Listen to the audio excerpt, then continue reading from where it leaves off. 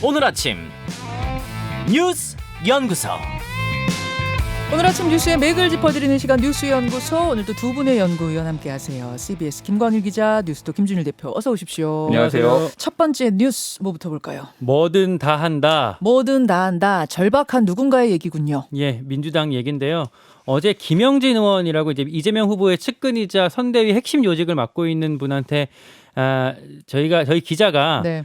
지지율 정체의 지금 요 위기를 어떻게 해결할 거냐라고 이제 물었더니 뭐든지 할 수 있는 건 다 한다 이렇게 답을 했습니다. 뭐든지 한다. 예, 뭐 지금의 위기 의식, 절박감이 좀 묻어나는 말이죠. 네.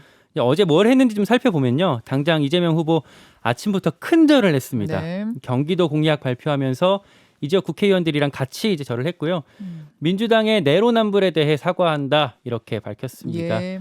오후엔 가난한 유년기를 보냈던 성남 그 상대원 시장을 찾아갔고요. 눈물을 보였습니다.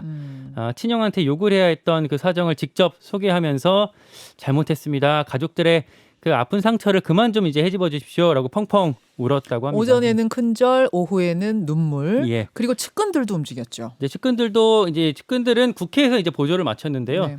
7인회라고 뭐 정성호 의원, 김영진, 뭐 김병욱 뭐 의원 등 이제 측근 그룹이 나섰거든요. 김남국 의원도 여기 포함되죠. 그렇습니다. 예. 뭐 문진석 의원 뭐 다 포함되는데 기자회견을 열어갖고 이재명 후보가 당선돼도 차기 정부에서 임명직을 맡지 않겠다라고 선언을 했습니다. 임명직 맞지 않겠다 선언. 예.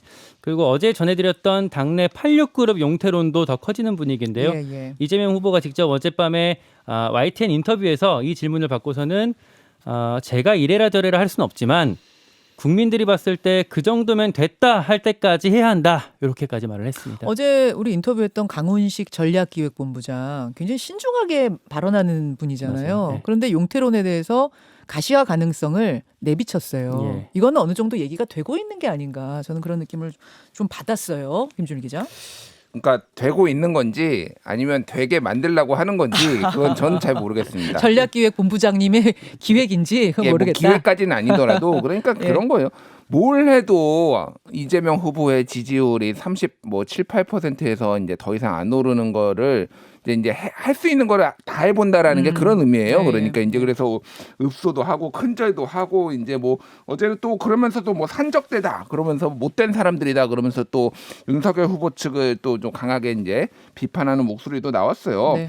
그래서 지금 비호감도는 후보 개인에 대한 비호감도가 한 축이 있고 민주당에 대한 비호감도가 한 축이 있는 거죠. 네. 그 민주당에 대한 비호감도 한 축은 이제 586들로 상징되는 소위 말하는 이제 이미 기득권이 된 정치인들, 이거를 이제 어떤 식으로든 해소를 해줘야 된다라는 게 뭐 일부 있었는데 그게 이제 가시화되는 거고. 근데 86 용태론 하면은 뭐 대통령 돼도 임명직 안 맡겠습니다 정도로는 사실 임팩트가 약하잖아요. 그냥 이분들 다 의원이신데 임명직으로 가나 안 가나 큰 뭐 충격파를 던지는 건 아니고, 다음 총선에 내가 안 나가겠습니다, 뭐 지선에 안 나가겠습니다, 이 정도 돼야 그 용태라고 할 수 있는 거 아니에요? 그러니까 이게 왜 그러냐면은 예전에 이제 뭐 그 이런 류의 것들이 97년에 이를테면은 DJ가 네. 김대중 후보가 나왔을 때 그 측근 가신 그룹들이 임명직 안 맡겠다 요거 선언하고 지금 7인의 선언하고 비슷하거든요.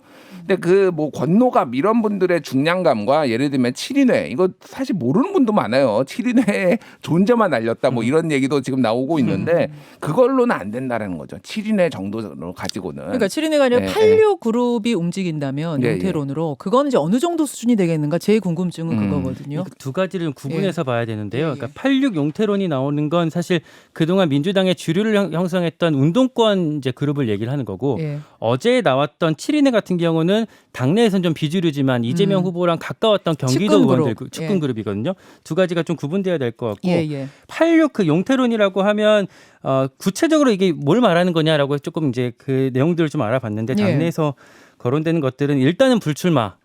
그러니까 총선 불출마? 예, 뭐 총선이나 아니면 다음 6월에 있을 지방선거 지선 불출마가 불출마? 좀 얘기가 나오고요. 그리고 하나 뭐 정당혁신 추진위원회 중심으로 논의가 되고 있는 그 동일 지역구 3선 출마 제한 뭐 법안 같은 게 논의가 되고 있는데, 여기에 중진들이 좀 그 어떤 목소리를 힘을 실어주는 정도의 얘기들이 좀 거론이 되고 있는 상황입니다. 그래요. 이게 어떻게 뭐 현실화가 될 가능성을 두 분은 어떻게 보세요? 뭐 모르겠습니다. 솔직히 이거는 진짜로. 아, 예. 개개인마다 왜냐면은 예를 들면 이게 문재인 후보라면은 예. 당과의 일체감과 이 586 그룹들과의 어떤 그런 유대감 이런 게 굉장히 강하잖아요. 아, 그렇죠. 그러니까 뭐 본인이 이제 문재인 후보를 위해서 희생할 수 있다 이런 건데 사실 이재명 후보는 아웃사이더였잖아요. 비주류였죠. 비주류였고 그 정도의 어떤 공감대가 형성돼 있나 그 정도로 586 그룹들이 몸을 던질 수 있나 조금 저는 회의적인 부분이 있습니다. 그러니까 불출마 정도는 지금 당내에서 그 몇몇 일부가 뭐 이렇게 실제로 있다고는 하더라고요. 뭐 누군지까지는 제가 확인을 못했는데 그래서 불출마 선언에 뭐 이렇게 몸을 던질 사람이 몇 명 정도 나올 수는 있을 것 같은데 그거 정도가 이제 유권자들의 마음을 이렇게 돌려놓을 수 있을지는 좀 미지수인 것 같아요. 예, 이런 흐름이 있다는 거 여러분 주목하시면서 두 번째로 가죠. 쇼는 안 한다. 쇼는 안 한다. 이거 어제 윤석열 후보가 했단 말이죠. 예, 윤석열 후보 어제 외교안보 비전을 발표했는데요. 문재인 정부 한반도 평화 프로세스를 완전히 실패했다 이렇게 규정을 하면서 만남 자체가 목적인 남북 정상회담은 하지 않겠다. 저는 쇼는 안 합니다. 이렇게 힘줘 말했습니다. 예. 윤석열 후보 최근에는 뭐 심쿵 약속이라고 해갖고 좀 가벼운 공약 시리즈를 내놨었는데요. 네. 당분간은 이렇게 큼지막한 공약을 발표해서 안정감에 방점을 둔다고 합니다. 다만 이제 무속 논란이 여전히 좀 발목을 잡고 있어요. 윤 후보가 검찰총장 때 신천지 압수수색을 거부했던 게 건진법사 말을 듣고 그렇게 한 거라는 의혹을 세계일보가 보도를 했었잖아요. 예, 예. 이 대목과 관련해서 실제로 서울중앙지검이 수사에 착수했습니다. 네, 민주당이 고발을 한 거죠. 그렇습니다. 그리고 배우자 김건희 씨가 홍준표, 유승민도 구술했다라고 말했던 것도 계속 파열음을 낳고 있는데요. 윤석열 후보는 상처받는 분에 대해 죄송하게 생각한다라면서 몸을 낮췄습니다. 김건희 씨의 사진 한 장이 어제 굉장히 화제가 됐어요. 어디 네. 스튜디오에서 사진 찍는 사진. 네, 그 프로필 사진을 찍는 모습을 팬클럽에서 이제 뭐 강신업 변호사라고 팬클럽 회장이 공개를 한 건데요. 공개는 그렇게 됐지만 결국 사진이 나왔다는 건 김건희 씨 본인이 좀 이제 좀 활동을 하려고 하는 게 아닌가, 그런 의지가 있는 게 아닌가 이렇게 좀 해석이 되고요. 선대본부 안에서는 김건희 씨가 다시 공식 행보를 할 수 있다라는 가능성을 좀 높이 보고 있습니다. 그래요. 조만간 또 7시간 통화했던 것과 관련해서 본인의 직접적인 사과가 나올 수 있다, 이런 얘기들도 좀 들리고 있습니다. 등판설인 거네요. 등판설. 예. 김준일 기자. 예. 뭐 등판이 임박했다고 보세요?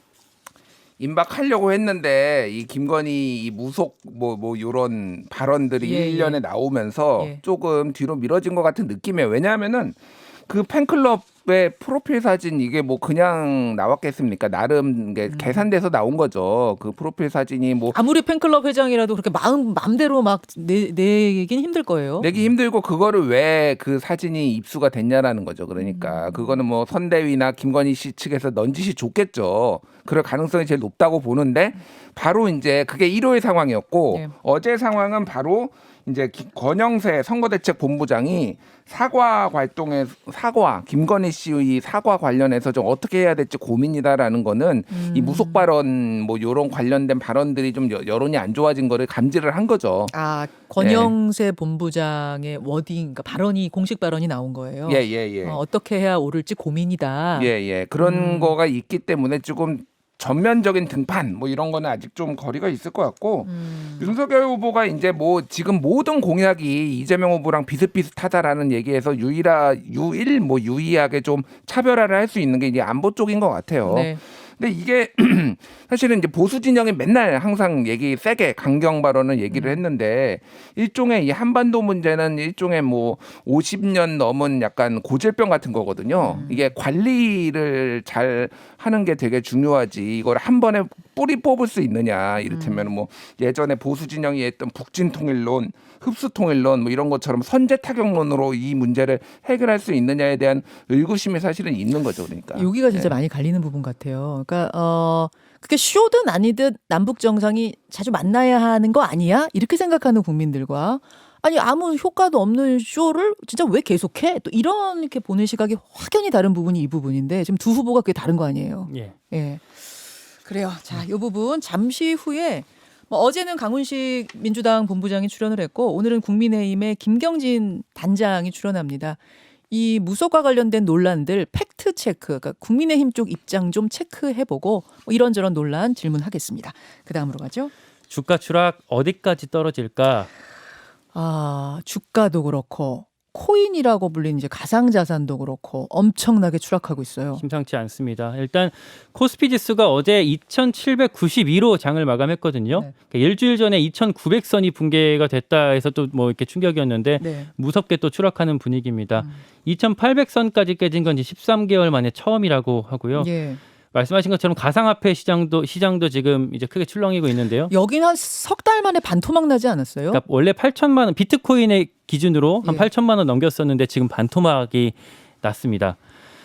일단 미국 증시가 떨어진 게 시차를 두고 좀 이게 주가 같은 경우에 반영이 된 것 같고요. 네. 미국 물가가 너무 올라서 지금 돈줄을 재는 상황들이 지금 반영이 된 것 같습니다. 오미크론이 또 확산되고 있고 여기에 또 최근에는 우크라이나 그러니까 동유럽 우크라이나에 러시아랑 전운이 감돌면서 네. 악재가 겹친 상황입니다. 예. 그러니까 우리 시간으로 또 그 내일에서 모레 사이에는 미국 연방준비위원회 FOMC라고 그 연방공개시장위원회 회의가 있는데요. 여기서 또 긴축 기조가 가속화할 우려가 있습니다. 전문가들은 올 상반기까지 이런 하락세가 계속될 거다라고 하는 전문가들의 또 저 전망도 나오고 있습니다. 이제 코로나 상황이 그래도 어느 정도 뭐 전보다 나아졌다, 뭐 끝을 향해 가고 있다라고 판단을 한 건지 또 인플레이션 때문인지 미국이 금리를 올리는데 한두 번 올리는 게 아니라 5번, 7번 얘기까지 나오고 있더라고요. 이렇게 되니까 이제 주식에 증시에 풀어졌던 돈들이 다 회수가 되고 있는 거예요. 그러니까 외국인 자산이 회수가 되니까 주가가 떨어지고 주가가 떨어지니까 우리 개미들도 돈을 빼는 상황 이런 거죠. 면세작용이죠. 지금 얘기했듯이 미국은 인플레이션이 정말 심각합니다. 예. 우리가 여기에서 얘기하는 정도가 아니라 이를테면 생필품 같은 경우에는 막 20, 30% 체감적으로 이 정도로 많이 올랐다라고 해요. 예. 그러니까 이게 임금이 그러니까 너무 낮다라는 불만들이 있는데 정부가 돈을 뿌리니까 일하러는 안 나오고 그러니까 돈을 더 임금을 더 올려야지 사람들이 움직이고 막 이런 악순환 일종의 악순환이에요. 그러니까 너무 많이 유동성을 풀었다라는 지적들이 나오고 있는데 이 상황에서 이제 지금 전쟁까지 지금 벌어질 위기니까 네. 지금 모스크바 증시가 ITS 지수라고 하는데 올해 들어서만 19% 떨어졌고요. 지금 나스닥 지수는 올해 들어서 13% 떨어졌습니다. 한국이 선전하는 거예요 지금. 우리는 그 정도면 예. 그 정도라고 할 정도로 지금 세계 주가가 추락하고 있는데 우크라이나가 일촉즉발 상황인 것 같아요. 예. 진짜 러시아하고 전쟁하는 겁니까? 그리고 또 하나는 왜 러시아랑 우크라이나가 이렇게 됐는가 또 가물가물하실 거예요. 어떻게 된 거죠? 우크라이나는 일종의 그러니까 뭐 깊은 목구멍 같은데요. 러시아 입장에서 보면은 그러니까 러시아가 예전에 이제 소련 연방이 해체된 다음에 동유럽 국가들이 하나씩 나토에 들어가면서 일종 러시아 느낌으로는 약간 배심 뒤통수 맞았다라는 느낌이에요. 우리는 서방에 최대한 해줬는데 우리를 위협하고 있다. 전통적으로 이제 러시아하고 유럽하고의 이제 관계가 있는 거죠. 그러니까 지금 우크라이나만은 뺏길 수가 없다라는 거예요. 네. 그러니까 우크라이나를 강하게 압박을 하고 있고 나토 최근에 못 들어가게. 나토 지금 들어가려는 움직임이 있었거든요. 네. 그래서 계속 지금 침공을 하고 있는 그런 상황이고 전략적 요충지고 핵무기도 가지고 있고 여러모로 지금 러시아 입장에서는 포기할 수 없는 곳이죠. 다만 지금 양쪽, 그러니까 러시아랑 미국 양쪽 다 지금 이 우크라이나에서 전면 충돌을 하는 건 좀 부담이어서 예. 결국에는 뭐 나토 가입을 유예하는 것 정도로 절충안을 찾을 거다라는 좀 전망도 전문가들 사이에서 나오고 있습니다. 절충안 좀 찾았으면 좋겠네요. 경제도 안 좋은데. 두 분 수고하셨습니다. 고맙습니다. 김현정의 뉴스쇼는 청취자 여러분의 참여로 이루어집니다. 트위터, 페이스북, 레인보우 게시판, 그리고 단문 50원, 장문 100원의 유료 문자 샵 1212, 우물정 1212 통해 참여하실 수 있습니다. 김현정의 뉴스쇼, 여러분과 함께 만듭니다.